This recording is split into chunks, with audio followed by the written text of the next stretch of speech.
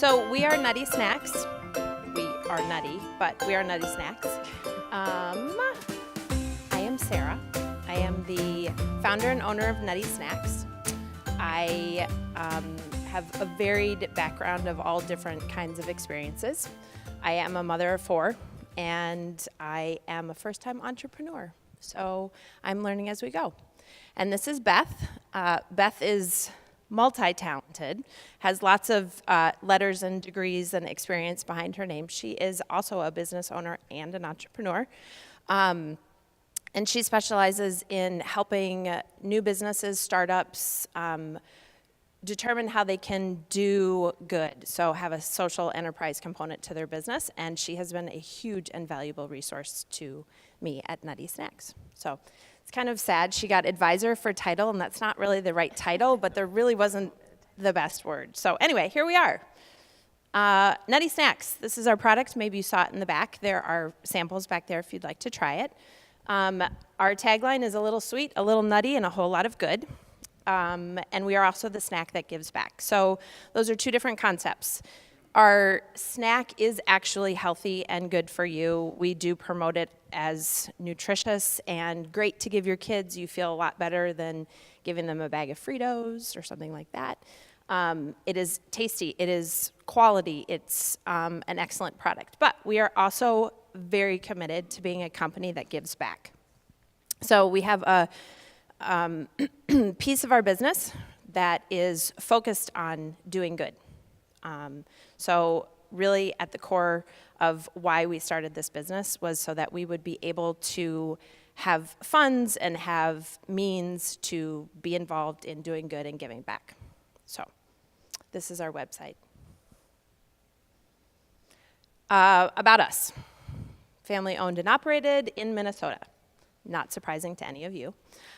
Each batch is handmade and packaged by us in a licensed commercial kitchen. And everything that we put into our product is a quality ingredient. Many of our ingredients are organic, but not all of them, so we don't claim to be an organic product. We do claim to be all natural. We have no artificial ingredients, no preservatives, nothing but the good stuff. And there are samples. If you didn't get some breakfast this morning, there are samples in the back too. So help yourself. And then there's product for sale after the presentation too. But like Sarah said, it's really a healthy, preservative-free snack, just quality ingredients. So you can feel good eating it yourself or giving it to friends and family to share. So you'll see in the back there's a couple different sizes and flavors. They're all delicious. My favorite's the white macanutty. It tastes like a cookie. Christy's agreeing with me. It's amazing. So a couple of different sizes, a 2.5 ounce size that's great for on the go. You can throw it in your gym bag or in your purse, or just keep one in your car if you need a snack. And then there's a larger 7 ounce size. It's great for sharing, great for families, that type of thing. We just came out with subscription boxes. So a big trend right now is subscription, that you place an order and it arrives at your house every month. So just came out with that last week. You guys are the first ones to know. And so we've got a couple different sizes and options there for subscription boxes. So ask us about that after if you're interested. So we've been in business for a year. We launched our website last January. We have had a year of learning.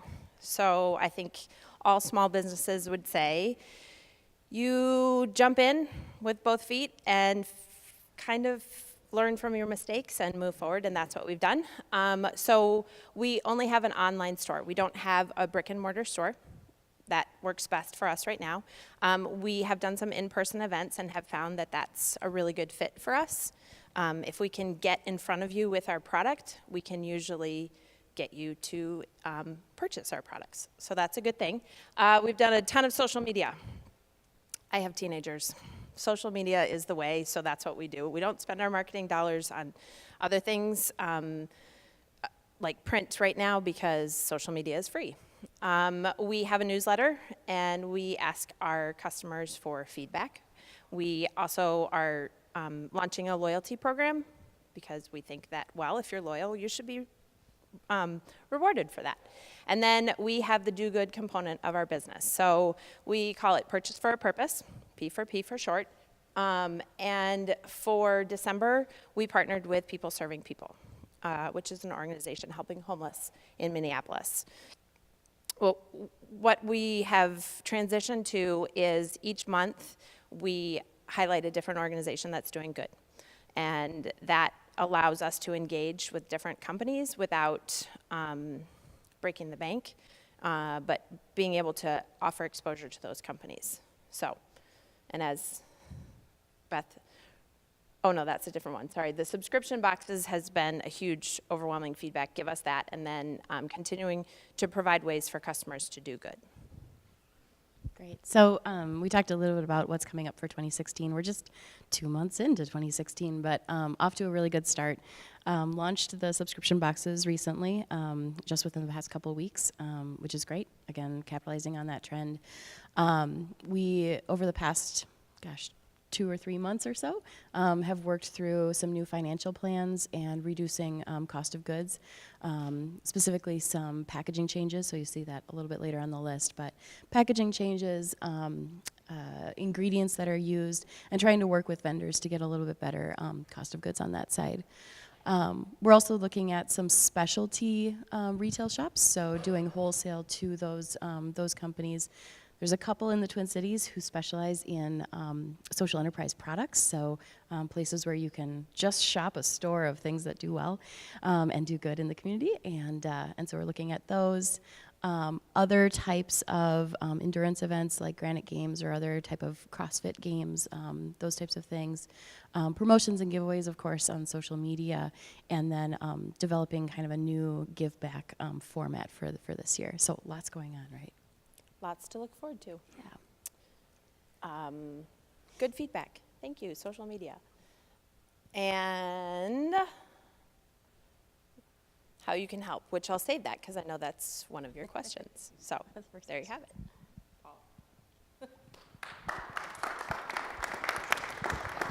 Thank you very much, Sarah and Beth. It's good to see that you were prepared ahead of time to have the question that we always ask every one of our presenters is how this community can help you or what kind of good feedback that you're looking for. I think obviously we have a product-based business, so you can help us by purchasing our product. You can also help by telling people about our product, using social media, engaging people. I think also we would both agree that if you have connections within our realm, if you happen to know a nut distributor that really wants to partner with a small business, that would be something that seems kind of obscure, but that would be a way to help, or packaging people or things like that.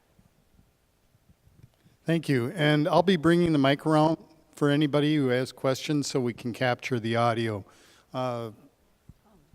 First. Thanks, Paul. I was just curious about your network of like advisors and other entrepreneurs you've spoken to as you've developed your business. Minneapolis, St. Paul is a pretty food-rich town, and so there's a lot of entrepreneurs who've launched products. And so I was just curious who you've spoken to, what kind of feedback you've gotten. And there's several people I have in mind too that would be just good people to know. I think we kind of have a random answer to that. Beth is really plugged into the social enterprise network, and so there have been various people here and there. We have a colleague from General Mills who used to work at General Mills in the snack division who gave some feedback. We don't have a formal advisory board, so I can't say to you, oh, here's the 10 people that have given us food support. But there has been lots of conversation with different. Do you want this back? No, I'm more specific about entrepreneurs.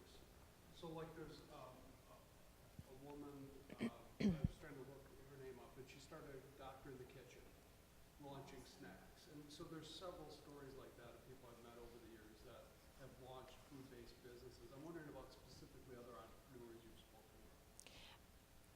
Yeah, do you have a better answer? No, I would just say I I'm totally open to Yeah. any suggestions you have too. We really like people and we really like talking to people. I have a So- business, yeah, I have a business on the side too. I founded a social enterprise last year, so we should talk after it. I'd love to explore whatever connections you have. Great. Yeah, I think the more input that we can get, the more people who have gone before us and would say, hey, whatever you do, don't do this, or this is a really good idea, like, we're very open to that, so. I just have a question about your give back model. Is it a percentage of profits? Is it a one for one? You know, there's a lot of different ways to do that. And I was just curious because you didn't just, you talk so much about that you're giving back, but you don't say what you're doing. Absolutely. So when we originally launched the business, it was a percentage that we wanted to give. I'm assuming many of you own small businesses or maybe big businesses. It's tough to give a percentage when you're not profitable. So we had to change that model. And for December, when we worked with People Serving People, what we did was $1 per bag that was sold. We were in the Christmas season, and that felt like the right fit for us. Going forward, what we have decided to do until we can go back to the percentage model is that each month we highlight a different organization. So for February, excuse me, every order received a boxed water. So what we did was we purchased from boxed water, and then we included them in our social media, our Facebook posts, our tweets, our all of that. And then we sent it out to the customers and said, hey, here's another business that's doing good. We'd really love if you would support their company. And that is the approach that we're taking right now, just from financial or for financial reasons. So. What are your plans for scaling, manufacture, marketing, the whole bit? Gulp. So we are expecting to get to a point where we have to partner with somebody to do our manufacturing. We are not there yet, but when we do, that will be the direction we go in. So there's a small family-owned bakery that does that. That would probably be a good fit for us to start with them. Again, because we really love family-owned businesses, we love supporting other local companies and things like that. So for now, that is our plan. I know that that's not really a formal step-by-step, but that's what we would be looking at. Cool. Just a heads up, so the name Nutty is like a wonderful name. You can do so much with that in branding. However, there are 348 trademarks already in place for Nutty. So just a heads up, when you look for scaling in terms of the brand, you might want to look into that at like strategic points when you have to order a whole bunch more packaging or something. Thank you. That is something that I wouldn't have thought of, so I appreciate that. Sorry, I'll do Mike. That's something we came across recently. Facebook.com/Nutty Snacks is taken.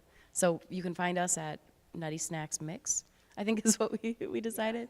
Facebook.com/Nutty Snacks Mix as an alternative. So yes, absolutely. Such a kind of generic name lends itself well to a lot of different communication avenues and that. But yeah, there's enough out there. So great. Are you familiar with the Minnesota Cup? The not only the competition but the mentoring that goes on. They do have a food division, and I think there was recently a food kind of demonstration at it was called Eat Entrepreneurs at the Table. Yes. We weren't there, were you? I don't remember if I. I was saw you. not. No, we Okay. were not there. Yeah, that would be a great way to get out there. I know there was another entrepreneur event last week, and people demoing their products. So get the word out with visibility, obviously. Yes. But I think you're still in the time frame of applications if Minnesota Cup's a possibility. I think you're correct. Someone had just recently sent that to me, and that's a great avenue. Good morning. Good morning. Mark Wittenberg, I'm the CEO of Favor. Quick question, what are your annual revenues right now, and how long did it take you to get there? We just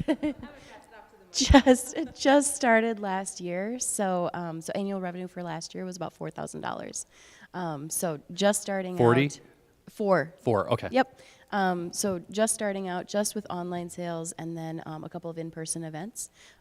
So really kind of reasonable for considering this is the manufacturing, the marketing, the operations, all of the running of I the have business zero is revenues. there. So yeah, That's absolutely. $4,000 is awesome. Yeah. Follow-up question then, what's your competitive advantage to other, like really healthy, whole foody snacks? Yeah.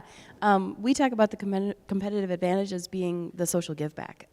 Within the social enterprise space, there's no one else that's doing a granola snack like this that has a give back component, which I think going back to your question, really opens us up to whatever kind of give back we decide works best for the financials and the community. That could be our niche. So the snack that gives back is our tagline because we're right now the only snack that gives back. And then just one idea, I've adopted a 1-1-1 charitable give back. So 1% of profit, 1% of product, and 1% of time. So just food for thought. I love that. And that's so catchy too. I know we've talked about that in terms of the partner of the month, whichever partner is featured, encouraging customers and supporters of Nutty Snacks to volunteer with that organization, support them in other ways, to kind of give that ripple effect. So I love that. I love that model. We might steal that from you. You might see it on our website like this afternoon. Okay. Great organization. Hi. So you talked about scaling production-wise, but what are your plans for sales, and what is your biggest obstacle right now?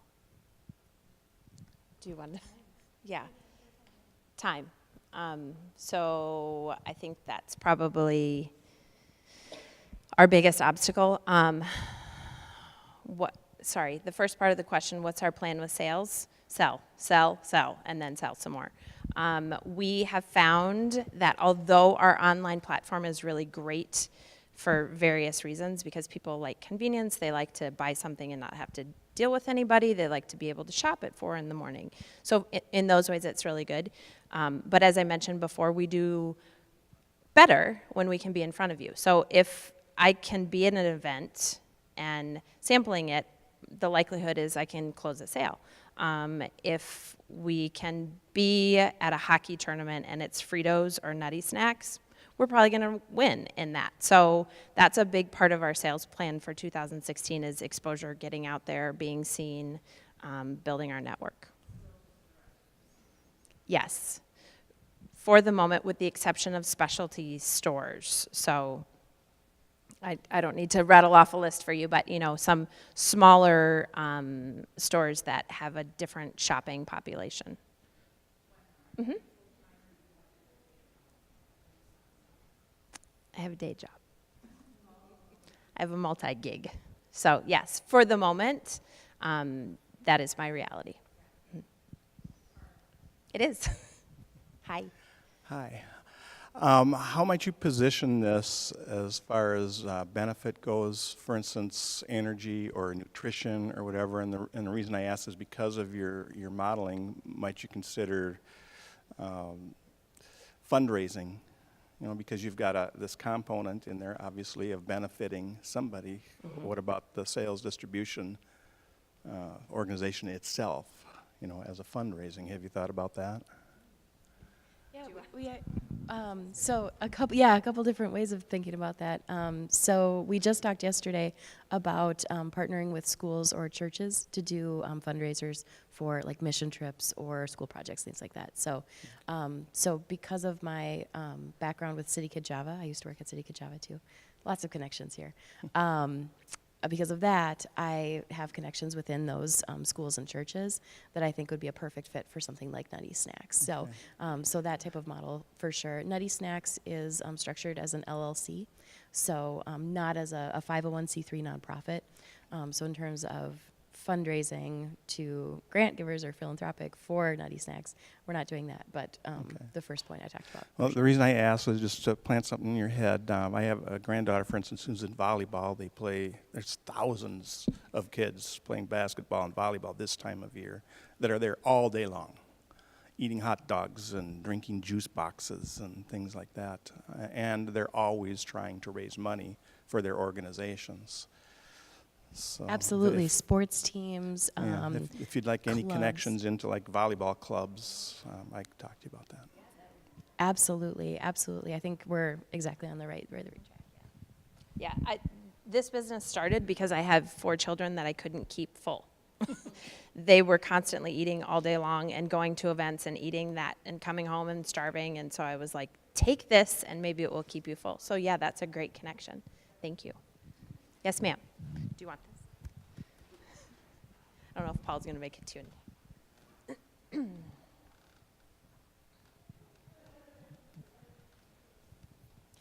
As all of these sales opportunities come up that you don't have the time to follow through on immediately, keep in mind that at the universities, you can get free interns out of the marketing program. And you can say, all right, intern, sit down and call all of these organizations and gather this information. And it's a great experience for them and good labor for you. Another thing what was I going to say? Are you pricing it to compete with Fritos, or are you pricing it to compete with other high nutrition, extra value brands? The second. We never want to be the cheapest on the market, but we also never want to be the highest for obvious reasons, which is why not 100% of our ingredients are organic, because that really bumps up our price point.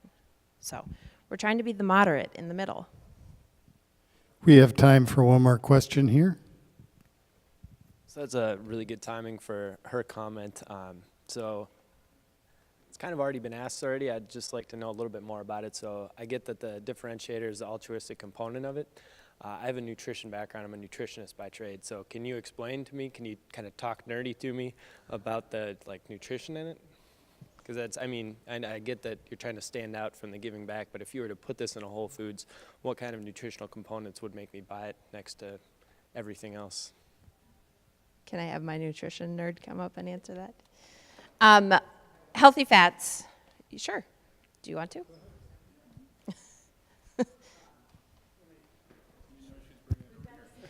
Yeah. No. Dun, dun, dun. Yeah, so what's your direct question?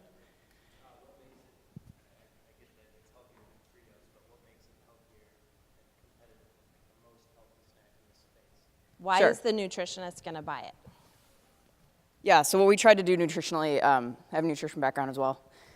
What we tried to do nutritionally was obviously really try to keep the amount of sugar down and yet still make it sweet so that kids would love it, right? So we played a little bit with not necessarily the amount of sugar, but people look at the carb count, right? That's what parents look at when they're nutritionally involved in with their kids. So we tried to minimize that and only use raw honey for the sweetener effect, which, kids are gonna get these days 20 to 25 grams of sugar by noon. And what we want kids to have is about 10 grams in their day. So if you think about that, that's 25 by noon. If they have one of these, they'll have 5 or 6 grams. It's still high, but that's what we've based everything on, is just keep the sugar down and the gram count down, and then keep it all honey, raw honey. So that would be our differentiator. Thank you again for the great presentation.